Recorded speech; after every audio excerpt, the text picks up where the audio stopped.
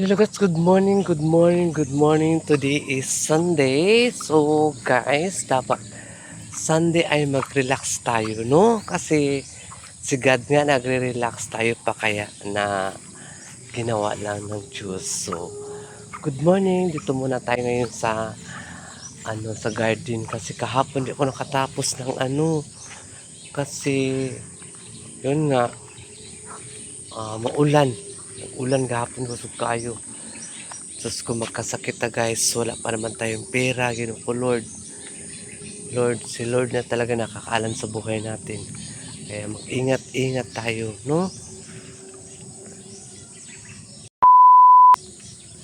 So ayan, good morning mga kaganapan ngayon ay nag-garden ako kahapon. So to be continue yung upload ko guys about sa garden. Charang! Ang ganda, oy. Munap, eh. Ang ganda talaga ng guys. Ng gardening ni Sarah Gaga. A few moments later.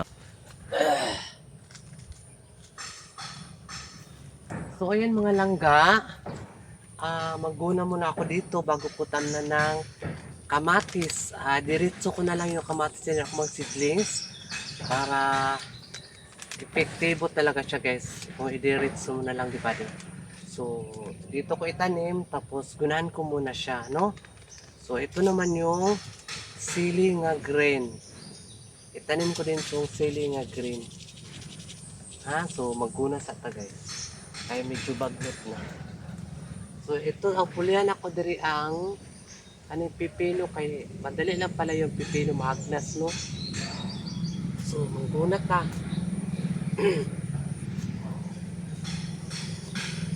Magunat sa kay wala man say labaron kay dahil sa panahon walang init. So magunat ka. Ato itulog, ato na lang iguna. Asara ko ng kalawian ta sa Ginoo.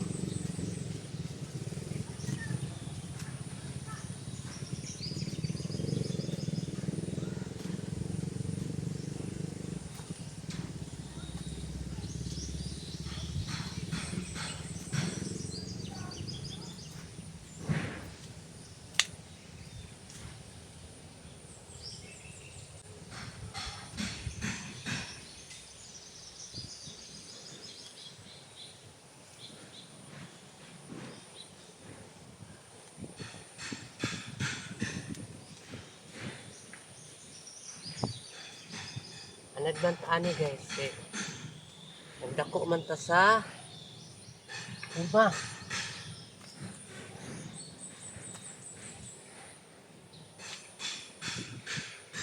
Wala man ta nagdako og mayaman. Wala sana tayo sa mga ganito.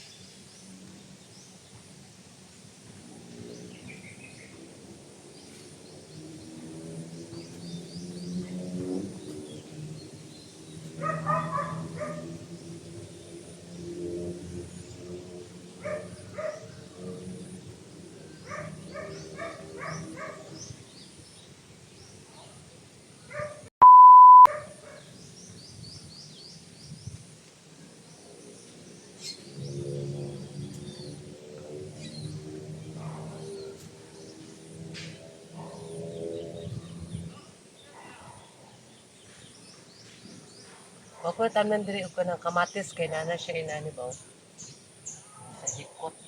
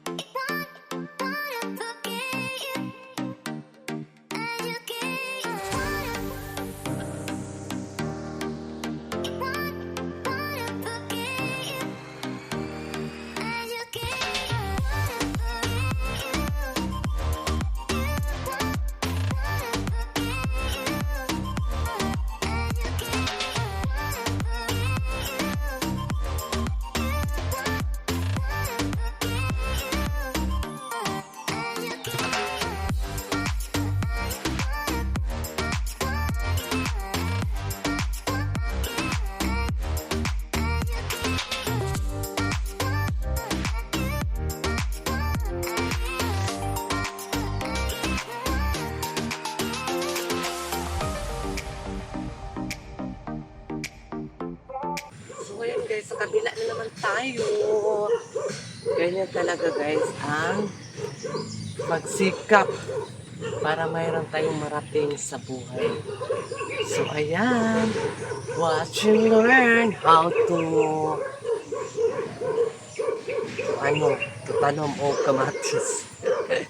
A few moments later. So ayun guys, dito naman tayo sa kabila kasi tapos naman tayo doon sa kabila, no? So dito na naman tayo, no? Ayan. Ay, nako. Ang hirap talaga maghanap ng pera guys. Kaya kayo, mag-aral talaga kayo ng mabuti.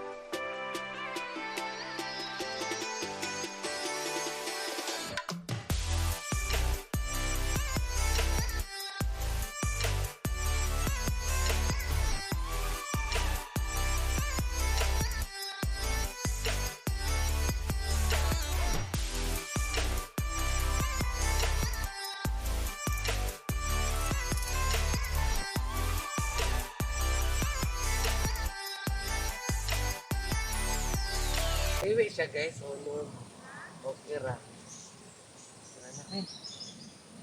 Magkanti natin ang himo. Diba guys? Ang importante, mayroon tayong nagawa ngayong araw na to. Manay panindutay. Ang ato adiri, nakatanom ta para natay makuha araw-araw, lalong-lalo na po yung mga lamas na yun, ang mahal na. No, ang mahal talaga ng mga lamas ngayon. So, tapos ang kanaguna, muna naman tayo, parang uulan yata eh. So, mag-ano muna ako guys, magtanim muna ako ng kamatis. So, ayan. Magtanim tayo ng kamatis. I-try ko lang siya. Ha? Ha? Dali na lagi na agnas ang upo at sa kalbasa, no? Ha? Madali lang siya maano, no? Wala siyang nagitanom niya mong galbansos. Ayun, no? Mga palamila? Nanay bulak, isa pa man nakita ko. Saka sa tanong pitsay. Ang gitanong mo dyan, kamatis? Sa din niya, kamatis man niya. Oo, mabuhay na dyan. Di ka na magtanong mo ano, maglagay ng ano niya. Baka na buwan sa kalabasa, oy. Hmm? Yung bunga. Ay. Ibilog lagi. Yeah! Hmm? Ibilog. Ang bilog ko pa yan. Mang garbansos mo ba itong tibulaw? Hmm. Ito ba, puro dahon pa. Tingnan mo, violet man yung bulak-bulak Ano mo. yung upo? Di na bibi. Harapis. May Bisa naman. na si. Ha? Ano ang upo? Nagagmay rin nila siya sa kamatis Oo, niya. gagmay ko ayos eh. Dala-dalawain mo yun siya. Para kung di mabuhay mo isa, buhay ang isa. Ano na yun? Buong mo nisi? Oh. Palibangon man ako magtanong siya na ako. Pangit naman din dito pagkain sa ampalaya. Dapat ganito pagka ano, sa ampalaya. Kahit yan, ilagay mo mga 3, anak. Ayaw, labisa. Sisya mo na tanong mo. Nakatanong na kasi, pitsay. Noon, Hmm. anong ginawa ni Bakikang? Radis mo kasi. Mga bunga na, mga normal ang bunga. Radis. Kangkong ang maganda itanim dito siya. Tanim puro kine. Oh. Puro kangkong. Nahuli na ako. Makapasok.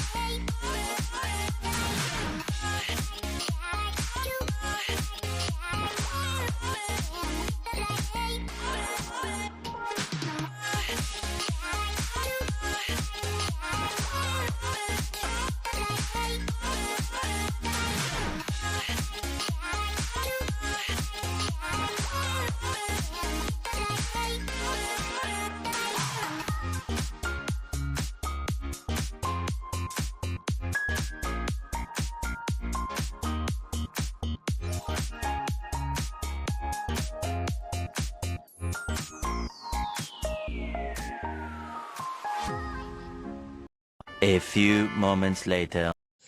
So, ayan guys. Ayan, natapos ko kahapon. Ito lang isang plat at saka doon sa tinanaman ko ng kamatis. Wish ako nga mabuhay siya guys. Ang kamatis na si seedlings ko.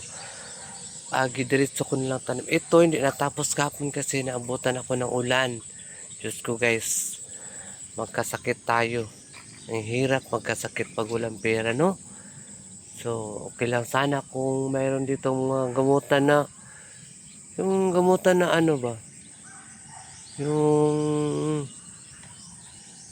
hilot, wala pa naman dito. Kaya tingnan ng mga kalabasa, guys. Kaya tingnan ng mga kalabasa.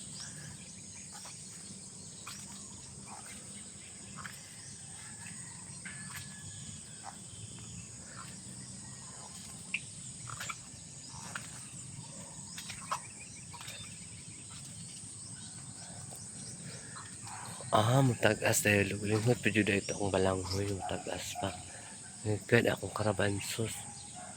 Tubi lagi siya namunga ay. Bakit kaya?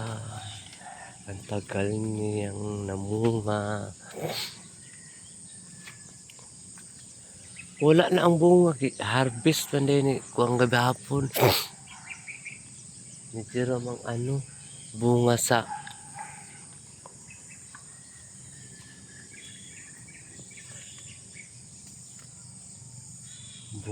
ano. Ngayon guys, mang-harvest taog.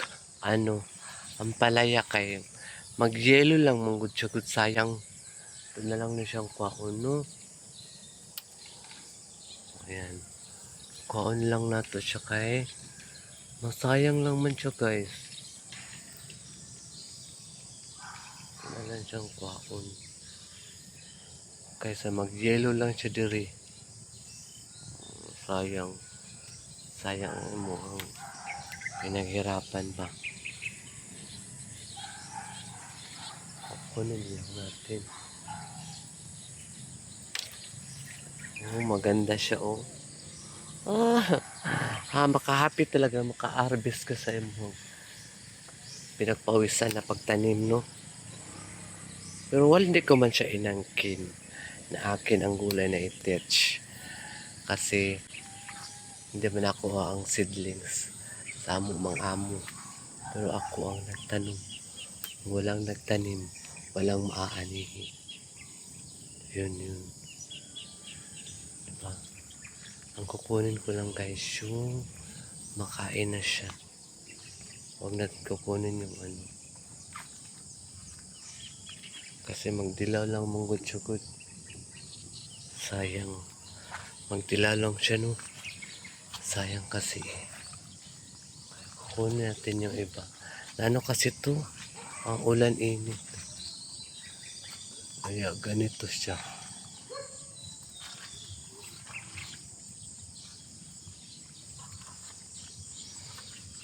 Ulan init. Muna ang resulta sa imo ang palaya. Ang pangit ang result. Sana mamunga ka pa oy. Para sit na kami sa gulay. Wala nang bibiliin sa madam ng gulay. Diba? Lahat tayo nahulog noon. Ganyan ko na lang oh.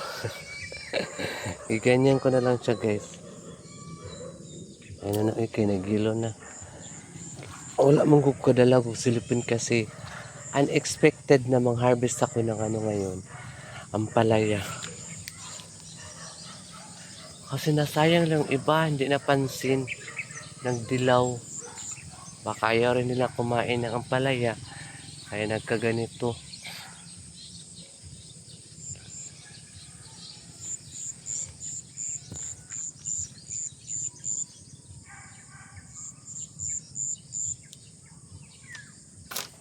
Ay.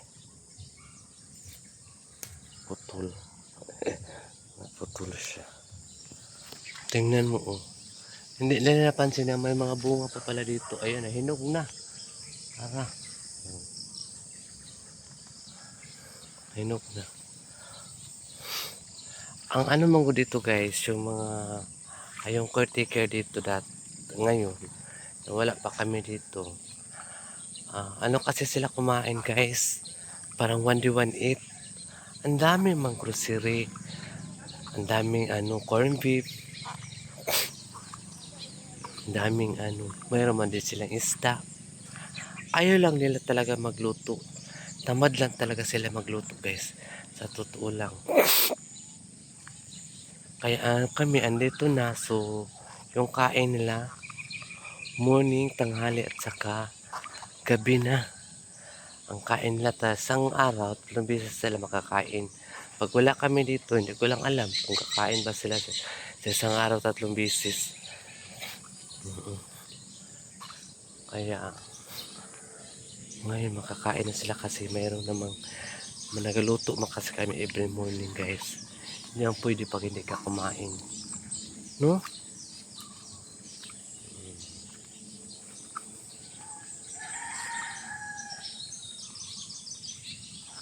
Kinuha ko na lang kasi maulam pa ito mamaya oh. Lalagyan na lang ito ng itlog. Ang tanong, mayroon kaya itlog? So ayan guys, si Sarah gagaay ng harvest. Bungga ang iyang butanganan o ang palaya kay sinhina. So wala tayong ano, ano tayo guys, be practical no. So ayan mga kasaragaga, very early morning ay harvesting tayo ng ating mga gulay. A few moments later.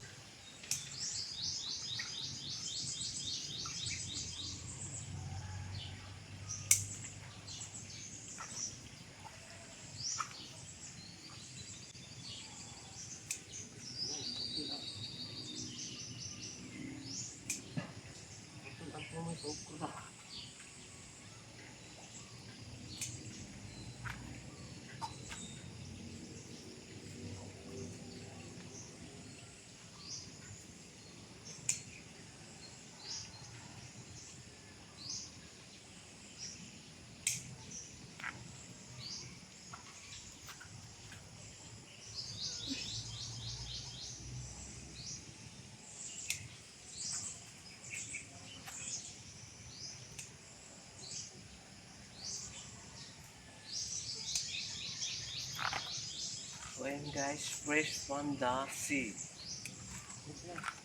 Kat. Please, pang kasi.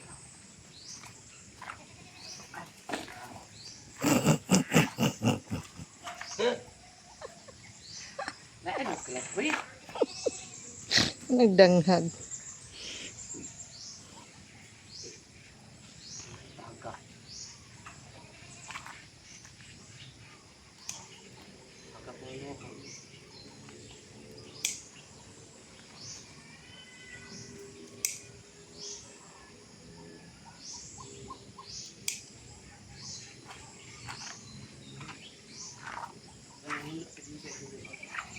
Baho pa.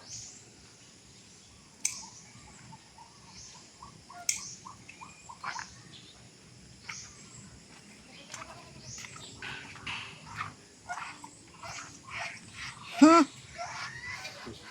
Amoy. Maamoy. Kasi amoy.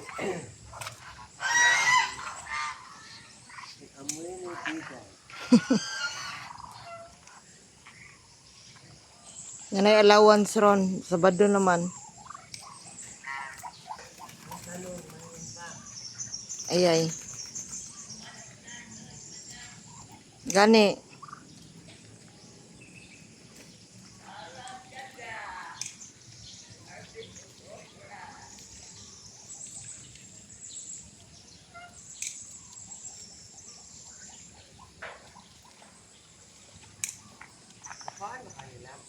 Kaunoy buing. Lami ni sa na ginamos mong good. Ay naman, kondya ka na. Kung, ano ba? Pag-uukang ko to. Ito ganyan kang madam sa to siya. Dayok. Yung kung kaon na na luod ng tanawon. Ang ganda yun. So, ayan guys, ang na-harvest nating tanim na okra. So, kung mo kag okra, maglaway punta mo. Isap na. Ang liliit pala ng buto ng kamatis, hirapan ako. My goodness.